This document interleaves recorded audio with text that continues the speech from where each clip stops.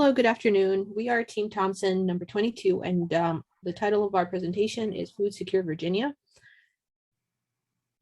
So we are going to cover our problem statement, the topic of food insecurity as a whole. We're going to address the minority population distribution in relation to food insecurity, and as well as lack of access to transportation. We're going to go over some of the data and our conclusions.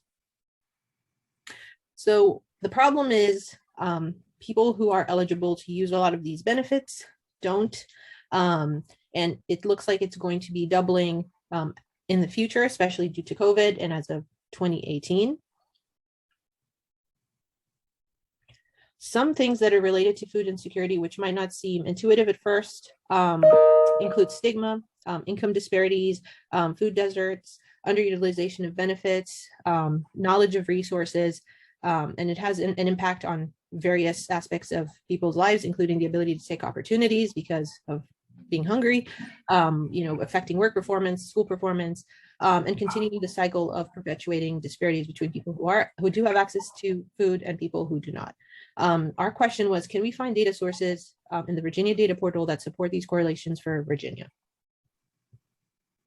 We also wanted to see if we can find some solutions that are easy to use and easy to apply without necessarily needing to have too much money, or just kind of use the resources available and raise awareness on what we can do, especially because the issue of food insecurity runs together with other issues like areas that have huge racial disparities tend to be food insecure areas, which have lower scores on school tests and things like that. So we wanted to see if the data also support this. So we first started looking at transportation and food insecurity, but we ran into a problem. If you can look at the graph here, using distance to groceries in the data set that USDA had as a measure of lack to access is very poor. It doesn't account for the fact that there are lots of people who are far from grocery stores, but they may still maintain access. So we had to take into account the car ownership. As you can see, when you consider this, food insecurity is correlated strongly with the access to car and grocery store, which is not explained just by distance from a grocery store alone. So this means that transportation in rural and urban areas is a much larger issue than food deserts alone. Alternative could be to implement more Meals on Wheels style deliveries to most at-risk communities, car subsidies, bus routes to grocery stores, and greater emphasis on these stranded communities rather than a sole focus on geographic availability of food. And then what of these areas, insecure areas, are underutilizing resources, and what of these sort of stranded populations are failing to use the benefits? We took into account both SNAP benefits and private benefits, and what areas in particular is this the case, and we proposed a new measure to calculate the counties in need. So our variable is the poverty rate divided by funds per capita. Next slide. So we use 3 different data sets in the data portal to calculate this measure of poverty rate that is adjusted for total funds, public and private, spent per person. And we can use this as a simple heuristic to allocate program resources to areas that are not utilizing SNAP as much as they should be.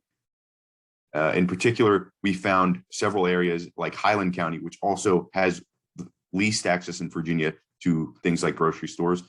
And this proves that there are places that the poverty rate may be,